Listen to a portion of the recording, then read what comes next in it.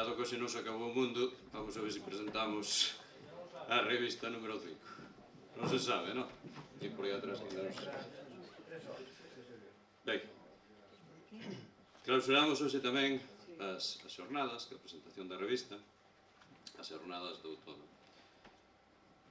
Antes de falar dela, eu quixera agradecer, no nome de UME, pois agradecementos ao Concello pola súa colaboración, aos autores dos artigos presentes e ausentes. Contábamos con algún máis, pero, bueno, non puido ser, entón, pois, bueno, hai que excusarlos.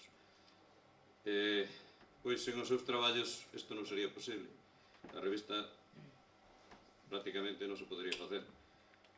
Entre os autores deste ano temos, pois, como sempre, pois, a Narciso Luaces, Ovidio García, Carlos Breixo, Manuel Souto, Xosé María López e Masel, creo que non me queda ningún. Tamén agradecer á xente, aos veciños e non veciños, pola súa estimada colaboración na aportación de datos para os artigos. A biblioteca, que como sempre, pois, préstanos a colaboración, e en esta ocasión, pois, unha vez máis. As librerías e quioscos pola venta dos exemplares, a imprenta Lujo, que foi encargada de facer este ano, pois, esta revista, e a todos os membros e socios de UME polo seu traballo. E, como non, pois, a todos vostedes por seguirnos aguantarnos un día máis. Este número 5 da revista que hoxe presentamos é o froito dun ano de traballo dos colaboradores de UME e dos membros que a compoñemos. Agardamos, como sempre, que sexa ben acollida e que se venda ben. Nela está unha parte de nós, da nosa historia, do noso pasado. Pasado e historia que non se deben de esquecer, que temos a obriga de transmitir e que nos ha de servir para ter máis claro cada onde queremos ir. Xa que os povos que esquecen a súa historia son povos en futuro, e nunca terán claro quen son. E falando de pasado, este ano 2012, que agora remata, é ano de aniversarios. Primeiro direi que é o 10º ano do pasamento de don Enrique Rivera Rouco, o noso cronista oficial. El foi quen abriu o camiño de UME, porque Xavier Martínez, cando creou UME, un dos obxectivos que se marcou, pois, foi seguir os pasos de don Enrique, precisamente, pois, en aquel momento había un valero neste sentido. Segundo, é o centenario da creación da Sociedade de Instrucción e Beneficencia de Naturales del Ayuntamiento de Puentes García Rodríguez, en Cuba. Vaya, pois, a nosa lembranza, primeiro para don Enrique e logo para aqueles emigrantes, devanceiros nosos, que fixeron a grande fazaña de erguer, co seu esforzo económico, escolas no noso concello. Esforzo que aínda hoxe está por recoñecer dun xeito oficial e coido que de ben nacidos e de ser agradecidos. E unha vez máis reclamo este recoñecemento. Moitas grazas.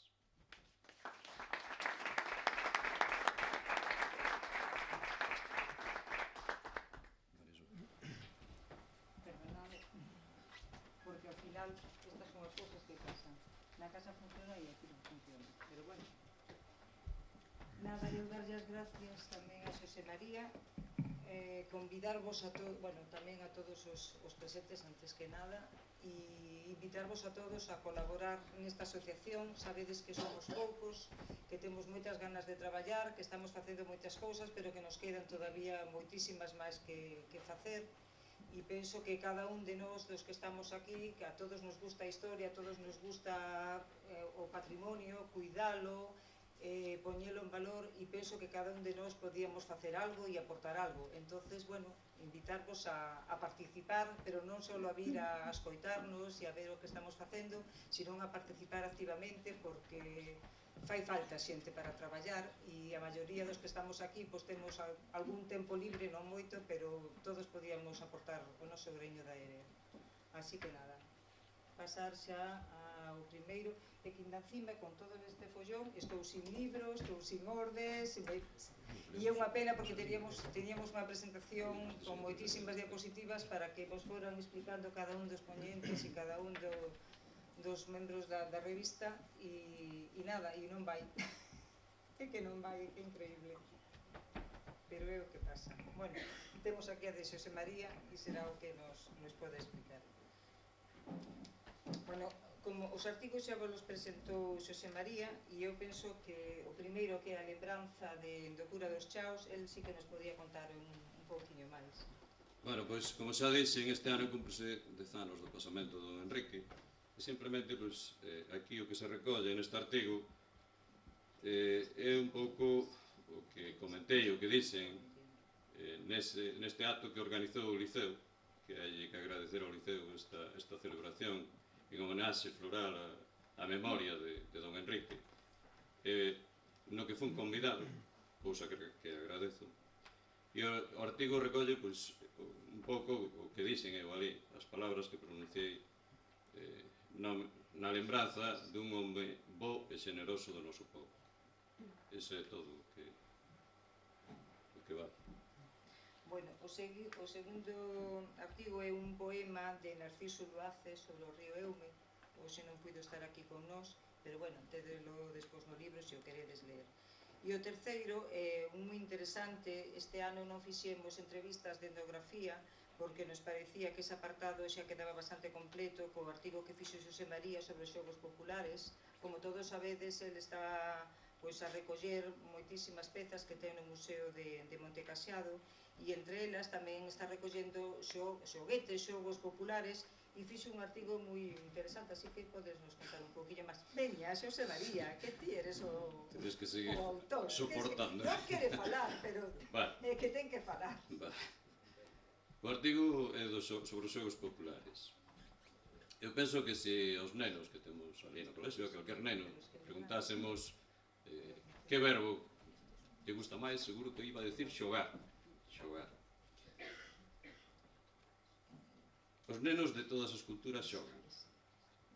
O xogo prepáraos para o seu desenrolo social.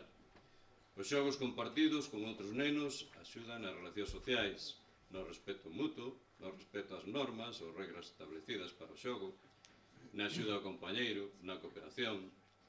Todo iso que hoxe se bota tanto en falta na nosa sociedade, precisamente. Se cadra é porque deixamos de xogar.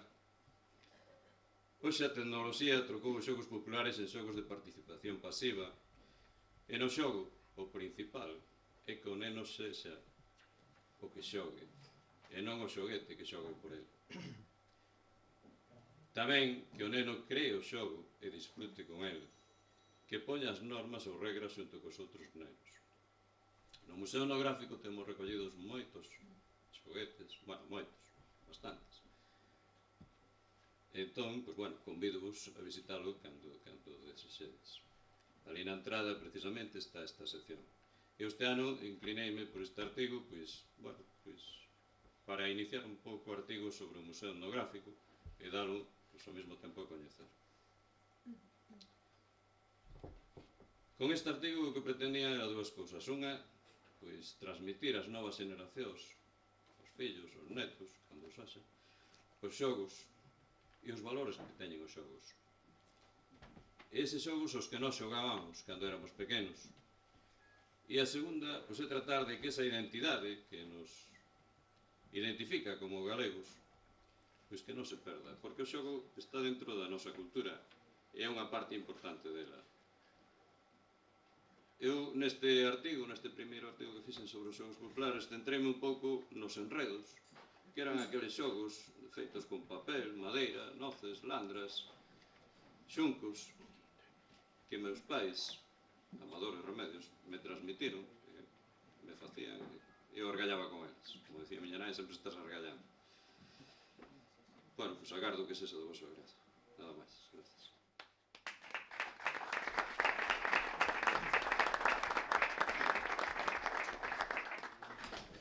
O seguinte artigo o proxecto Protopala. Hoxe non temos a sorte de ter aquí a Sabela, Pernas e Ana Seijo porque non poden estar por motivos de traballo as dúas, e, bueno, vou vos contar un pouquiño de que se trata. Seguro que todos coñecedes o que fixeron estas dúas rapazas, que a verdade é que son dignas de admirar. Eu sempre dixen que que cando, se eu volvo a ser cativa, me gustaría ser como a elas, porque son todas, todo entusiasmo, toda ilusión, con ganas de traballar, teñen unhas iniciativas increíbles, e o mundo ten que ser de xente así, desde logo.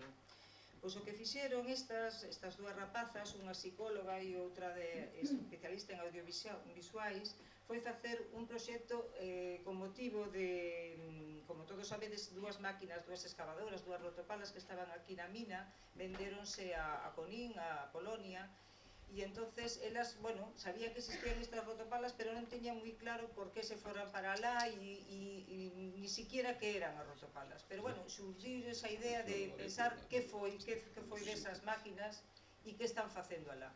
E entonces, bueno, fixeron este proxecto audiovisual axudado pola Comunidade Económica Europea, un programa da xuventude que foi o que financiou, e iba dirixido a xente entre 16 e 30 anos, a xente nova, e o proxecto era un proxecto audiovisual que empezaron aquí, nas Pontes, e acabaron ali. O tema, por fin sal, ves, ao final, veo salud, menos mal, porque senón a ver que iba a contarme despois. Bueno, así que, como ahora parece que funciona, vou vos poñer as imaxes deste proxecto que además son moi bonitas. Estas rapazas, como vos decía, empezaron a traballar aquí nas Pontes con 13 ou 14, penso que eran 13 ou 14 cativos, e empezaron o traballo aquí, como vos estaba dicindo, estes non sabían quen iba a acabar o traballo, eles empezaron aquí a gravar, a ter unha idea, e despois, sin saber nada, esa idea continuouse por outra xente alá, e que foi a que acabou, a que rematou o proxecto. Vamos a empezar, a ver se agora podo ver aquí. Ai, que pena, perdonade, de verdad, porque non estábamos esperando. Estas son as imaxes que fixeron para os cartéis, para a propaganda, que verdad, bueno, é que son artistas, está claro. Estas son as imaxes na mina, cando estaban grabando os rapaces aquí nas Pontes, as excavadoras que quedaron aquí nas Pontes. Aquí vemos como foron recibidas en Conín, elas estaban entusiasmadas porque o proxecto ali pareceulles moi interesante, desde o primeiro momento entenderono, inda que tiña problemas de comunicación, tiñase que entender en inglés porque non sabían polaco, evidentemente, nin os outros sabían español, pero ao final, cando hai boa vontade, todo se amaña. Son imaxes de aló que fixeron en Conín.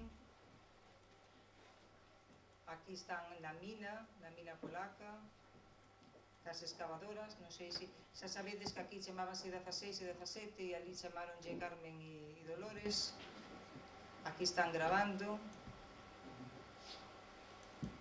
Aquí outra imaxe.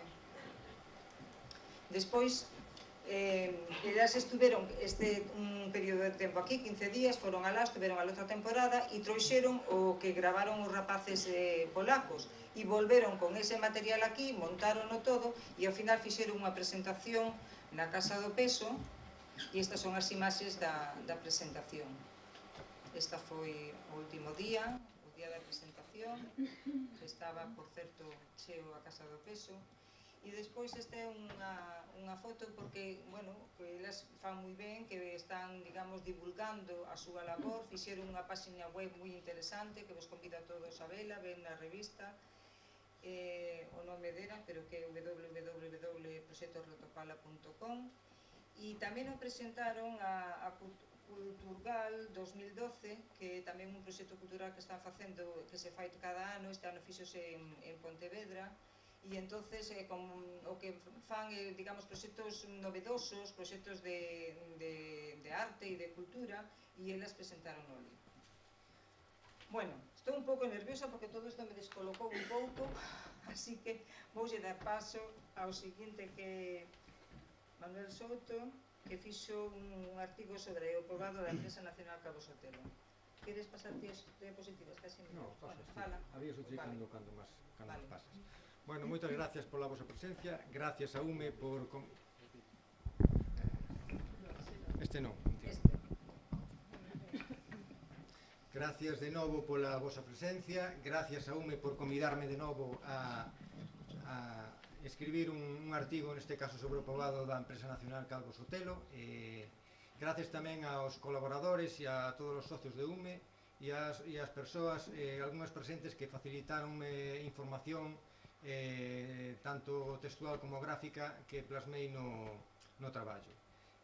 Non vos vou a contar o contido do traballo, simplemente vos vou a decir por que fixen este traballo, por que lexín esta temática, por que o fixen neste momento e nada máis. O traballo tedelo aí para ler, se vos gusta ben, e se non, pois nada. Fixen o traballo por dous motivos. Un deles é porque sempre me interesaron, sempre me gustou a historia das Pontes e me gustou estudiar os fitos ou acontecementos históricos que digamos, tiveron como consecuencia a transformación da fisonomía urbana, da estrutura económica, social e demográfica do Concello das Pontes.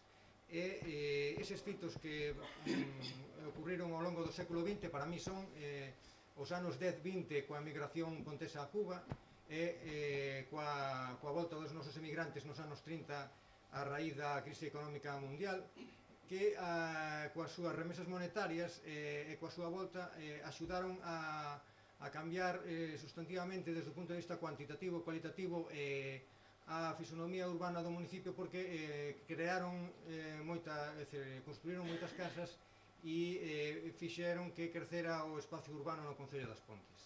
Ao mesmo tempo tamén axudaron a cambiar as mentalidades dos nosos veciños. Outro fito importante que houbo no Concello das Pontes no século XX foi a instalación da Empresa Nacional Calvo Sotelo a principios dos anos 40 co comenzo da explotación mineira e a posta en funcionamento da central térmica, que trouxo consigo un cambio, unha mutación de pasar de un municipio eminentemente agrícola-gandeiro a pasar a un municipio industrial, que combinaba tamén a agricultura e a gandeiría.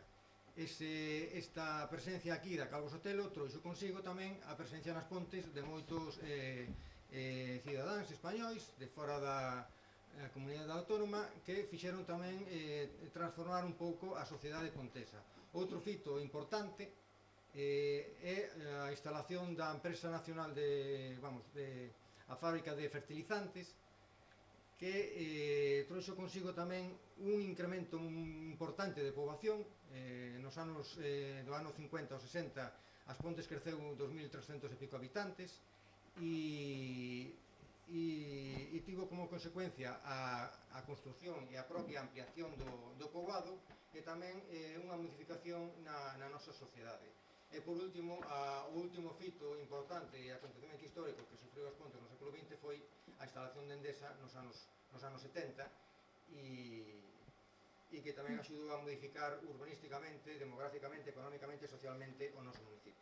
Por eso quixen facer o artigo sobre o poboado da Calvo Sotelo, porque significa un cambio sustancial no espacio e na paisaxe urbanística pontesa. Outro motivo é de facelo sobre o poboado da Empresa Nacional Calvo Sotelo e de facelo neste momento é por estudiar e dar a coñecer os valores patrimoniais e arquitectónicos que ten o noso poblado.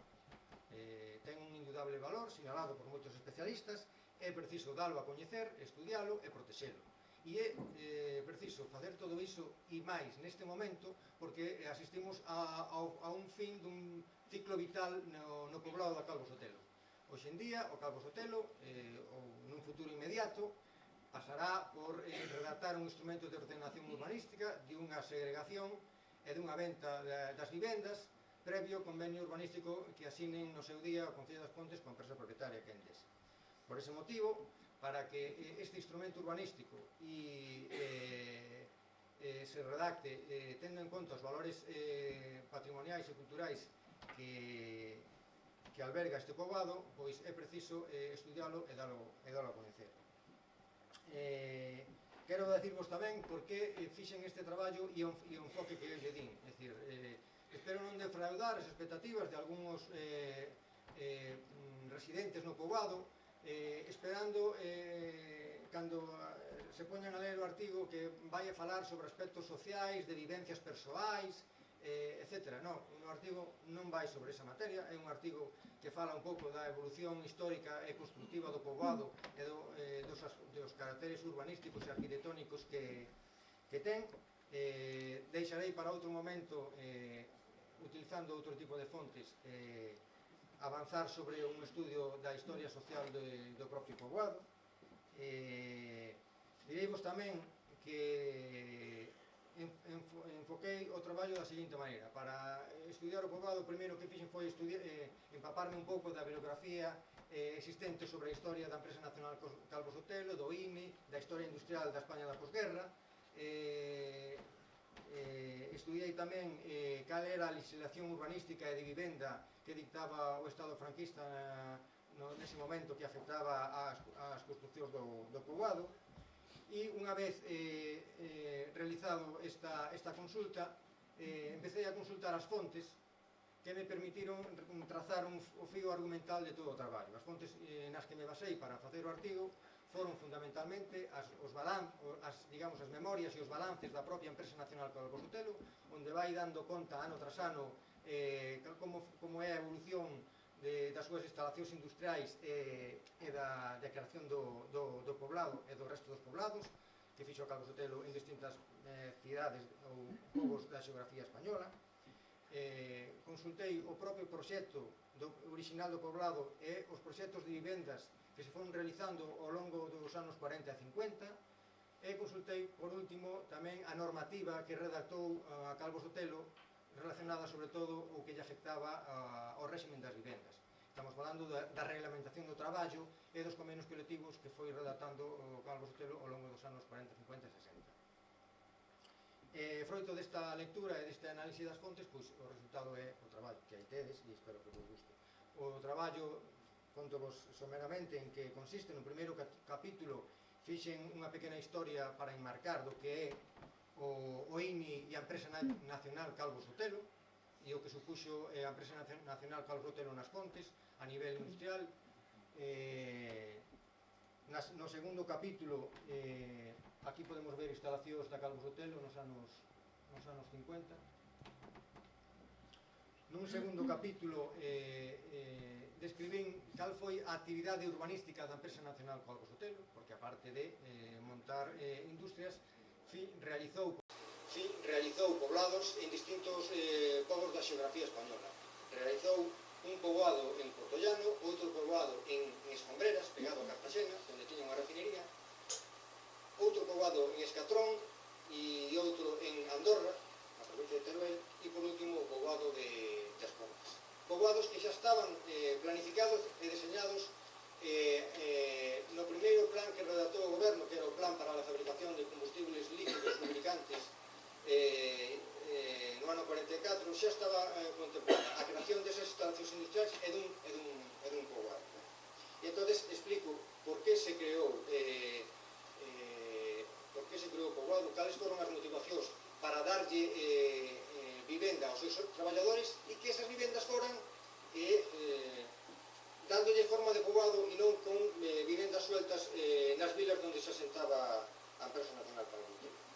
No terceiro capítulo dou a coñecer un pouco cal foi a concepción do INE e da empresa nacional Calvo Sotelo do poboado. Explico como é ese proxecto original e quen é o arquitecto ou os arquitectos que elaboran o poboado, contando un pouco a biografía dos dous arquitectos que participaron na elaboración dos proxectos. Continuo coa descripción da elección do emplazamento, por que elixen ese emplazamento plano pegado ás instalacións industriais para evitar movimentos de terras e que caneceran a construcción, e o proceso de compra dos terreos, que foi dificultoso porque moitos dos propietarios estaban en Cuba, e inda que tiñan poder para expropiar, porque tiñan a declaración de utilidade pública, trataron sempre de comprar para non buscar enfrentamentos cos veciños. E despois paso a describir cal foi o proceso de construcción do poboado, que se desenvolveu en 4 etapas. Do 46 ao 49 foi a primeira etapa, e do 50 ao 53 a segunda etapa, na que se construyen as primeiras 150 vivendas que constaban no proxecto original do poblado. A terceira etapa, se desenvolve do 54 ao 58, e é a etapa na que se construyen 60 viviendas para os traballadores da fábrica de fertilizantes, por a ampliación das instalacións industriais. E a última etapa, que vai do ano 58 ao 62, pero que a construcción se desenvolve do 60 ao 62, se construyense 38 viviendas de renta limitada para empregados de segunda categoría, que son os bloques de 6 viviendas que hai no extremo noroeste do poboado pegado ao lago, que son bloques lineais, e é a última construcción de vivendas que tuvo o poboado, aínda que as instalacións de servicios foron se desenvolvendo en distintas etapas. Unha vez descrito como foi o proceso constructivo das vivendas, describo cales foron as instalacións de servicios construídas, vexase residencia, clínica, igrexa, capela, escolas, e describo cales foron as instalacións provisionais, como a Empresa Nacional Carlos Sotelo, cando chega ás Pontes, compralle unha casa no ano 45 a Guillermo Monte Fontao, que é agora onde está a Casa do Peso, para instalar ali a primeira residencia de enxeñeiros provisional, hasta que no ano 49 se edifica a nova residencia. Como na vivenda 401 que está pegado á residencia, se lle fai unha ampliación e instala ali o locutorio telefónico, e é a primeira central telefónica que ten as Pontes. De feito, a central telefónica nas Pontes non chega hasta os anos 50, e os vecinos para establecer chamadas tiñan que ir ali. Despois a primeira clínica que estaba instalada nunha vivenda pegada á iglesia, en frente da iglesia, pero ao outro lado, ainda que despois se fixo ao hospitalillo no ano 67. E, bueno, conto un pouco como foi o proceso constructivo das instalacións de servicios, os problemas que tiñan pola falla de suministros, de feito tuveron que instalar unha telleira na zona de Espiñaredo, etc. No cuarto capítulo faigo unha serie de consideracións sobre o que son os caracteres urbanísticos e arquitectónicos do poboado, no que teñen moita influencia a formación académica e cultural que adquiriron os arquitectos na etapa anterior á preguerra, o sea, eran arquitectos formados na República e que se empaparon da cultura urbanística das cidades xardín, do movimento moderno, etc. E iso me leva a explicar que o poboado, aínda sendo unha cidade xardín, bebe de distintas influencias. Morfolóxicamente, desde o punto de vista urbanístico, responde á tipoloxía de cidade xardín, de vivendas, pero desde o punto de vista social bebe moito do que é a cultura do paternalismo industrial, da filosofía que tiñan os novos gobernantes do período franquista, en este caso organizar e albergar os traballadores en poboados para telos máis controlados, e por último, no último capítulo, xa para rematar, fai unha serie de consideracións persoais sobre o futuro do poboado desde o final da súa construcción, e apunto unha serie de solucións desde o punto de vista urbanístico para protexelo e dalo a coñecer e preservalo para o futuro, e con eso concluyo o artigo. Para rematar, o que sigue vos quería leer un pequeno texto moi pequeniño redactado por Arturo Pérez Reverte.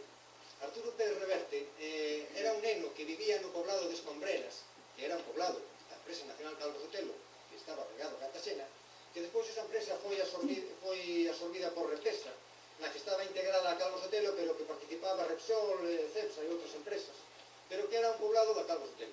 Arturo Pérez Reverte viveu nese poblado, se criou na súa nenez, e no ano 69 houve un gran incendio nesa fábrica, na refinería de Escombreras, e a partir dese gran incendio que durou 9 días, Repesa decidiu que se foran xubilando os traballadores e que foran non outorgar nunca máis as vivendas, e foron perdendo poboación ese poblado hasta os últimos pobladores que residiron no poblado de Escombreras no ano 2007.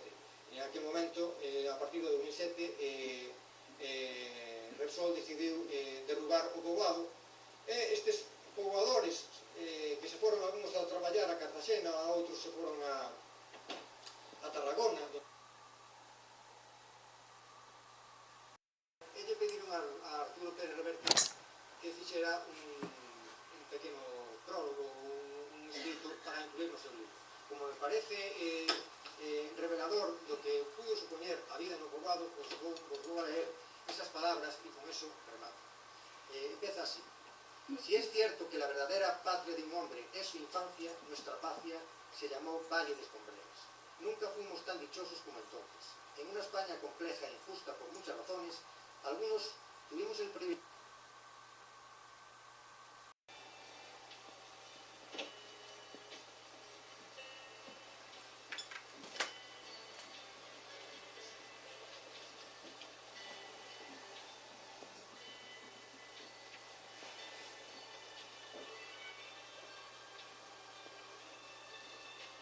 Para mí tamén son un pouco clásicos, andamos en fondo clásico. Para nós, pois, foron algo pois, que creo que se debe valorar.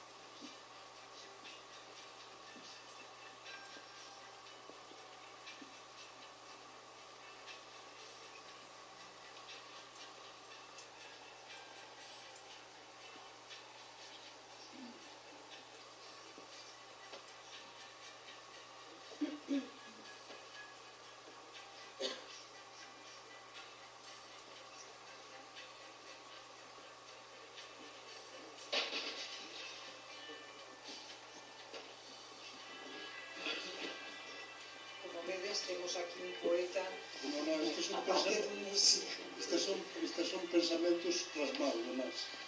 Poesía nada, lugar da métrica ninguna. con moitos sentimentos.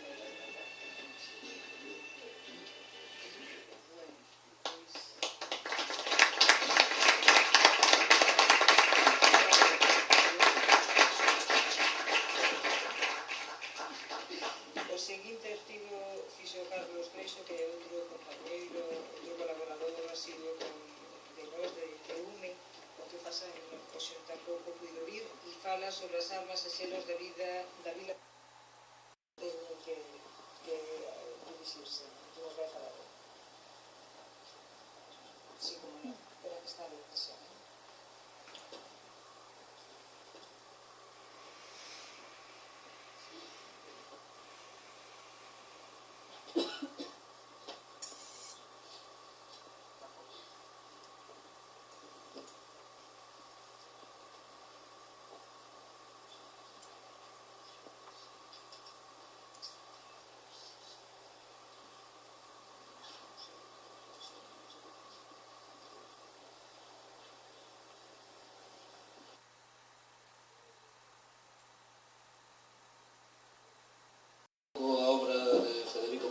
Pardo de Lama, saberedes que este autor é polifacético persoeiro da estea galega de finais do século XIX, dedicou gran parte da súa vida ao estudo e investigación arqueolóxicas, podendo afirmar que a primeira excavación arqueolóxica realizada en territorio galego ven da súa man aló polo ano 1893. A súa importante labora neste eido viuse recoñecida co seu nomeamento como membro da Real Academia de la Historia, da Sociedade Española de Historia Natural ou da Real Academia Galega, da que foi membro fundador. Ainda que a trayectoria científica do autor está chea de estudos e investigacións nos eidos da arqueoloxía e a historia, non se pode escribir o progreso do agro galego sen que nel ocupe Maciñeira un lugar moi destacado. A súa inxente produción de artigos de carácter político nos que propugna progresos locais, comarcais e regionais, como a Ponte do Barqueiro, a Liga Gandeira, o Museo Etnográfico da Galiza, o Parque Coruñés da Torre de Hércules, as repoboacións malacolóxicas das rías galegas e o ferrocarril da costa, entre outros, facían de Maciñeira un importante activista político e social da época, o que o levou a desempeñar varios cargos na política local e provincial, sendo elixido alcalde de Ortigueira en repetidas ocasións, así como deputado provincial da Coruña e obtendo a distinción de xefe superior da Administración Civil. Os que coñezades máis polo miúdo a obra de Maciñeira, saberedes que o traballo de referencia no eido arqueolóxico é o que leva por título Bares, puerto hispánico de la primitiva navegación occidental, cuxo texto foi revisado e publicado, incluindo a biografía e a bibliografía do autor por Fermín Bouzabrei no ano 1947. O traballo que realicei e que publico nesta revista de UME parte da bibliografía presentada por Fermín Bouzabrei, mais implementando un sistema de clasificación sistemático, é dicir, por materias, e cronolóxico. Os campos e áreas establecidos correspóndense coas distintas temáticas presentes na extensa obra de Federico Maciñeira e foron seleccionados previamente seguindo un proceso de consulta directa das diferentes obras do autor ortigueirés. Para isto foi necesario, nun primeiro momento, a visita a diferentes fondos documentais do país, principalmente a Biblioteca Xeral da Universidade de Santiago de Compostela, a Biblioteca da Facultade de Xeografía e Historia tamén da USC e a Biblioteca da Casa do Patín da Universidade da Coruña, así como diferentes bibliotecas públicas do territorio como a de Ortigueira, Ferrol, As Pontes ou Cedereira. Tamén foron consultados diferentes recursos electrónicos, entre os que cabe destacar o boletín da Real Academia Galega, que recolle as publicacións desta revista dende o número 1, ano 1906, até o número 360, 1980, ou a revista Cuadernos de Estudios Gallegos, disponible na páxina do Instituto de Estudios Gallegos Padre Sarmiento, dependente do CSIC, que recolle os artigos publicados na mesma dende o ano 1944 ata a actualidade. Ben, en canto á estrutura do traballo, hai que sinalar que a bibliografía está estruturada seguindo unha organización sistemática cronolóxica. Como xa dixen anteriormente, os campos e áreas establecidos correspóndense coas distintas temáticas presentes na obra de Federico Maciñeira e foron seleccionados previamente seguindo un proceso de consulta directo das diferentes obras do autor ortigueirés. A cada campo adxudicóuselle unha letra que o identifica e a cada área un número, do xeito que podedes ver na imaxe. Os asentos conservan o código alfabético do campo no que están incluídos, incorporando ademais un código numérico de entrada baseado nun sistema de numeración centesimal que permite diferenciar as diferentes áreas de cada campo e contabilizar o número de asentos para unha mesma área, así como establecer un rexistro para cada unha delas, o que facilita a incorporación de posibles entradas futuras non recollidas neste repertorio que pudesen ter sido obviadas tanto por Fermín Bouzabrei como por min na elaboración desta bibliografía. Esta organización posibilita a consulta e o acceso directos a calquera tipo de usuario, definindo a súa búsqueda e evitando a lectura completa do repertorio. Ademais, o estudo incorpora 3 índices. O primeiro recolle o número de asentos por área e campo, ofrecéndonos a cantidade exacta de asentos recollidos nesa área. O segundo trátase dun índice onomástico que agrupa por orde alfabética os nomes propios recollidos no repertorio bibliográfico.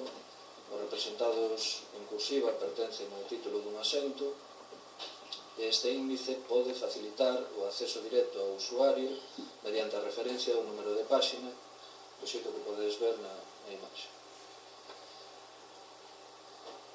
O terceiro está integrado polos títulos das obras citadas no repertorio, ordeadas tamén de xeito alfabético, inclúe tanto títulos de libros como de publicacións periódicas, todos referenciados polo número de páxina, do xeito que podedes ver. Este índice aporta máis datos que os propios referenciais, xa que nos permite observar tamén a inxente produción do autor nas diferentes publicacións da época, destacando unha maior actividade nos xornais La Voz de Galicia, La Opinión de Ortigueira, El Cabo Ortegal, El Ortegal, El Eco de Galicia ou o Almanaque Gallego. E ben, e ata aquí a miña intervención sobre o que poderedes atopar neste traballo, incluído neste novo número da revista UME. Moitas grazas e parabéns aos membros de UME polo seu traballo de dedicación a prol da difusión da historia e tradicións do noso territorio.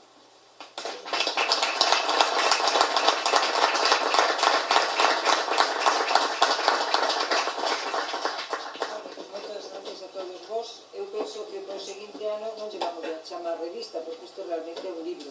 Así que, nada, estades convidados ás próximas xornadas que faigamos e agora, se vos parece interesante, a mercado. Graciñes por todo,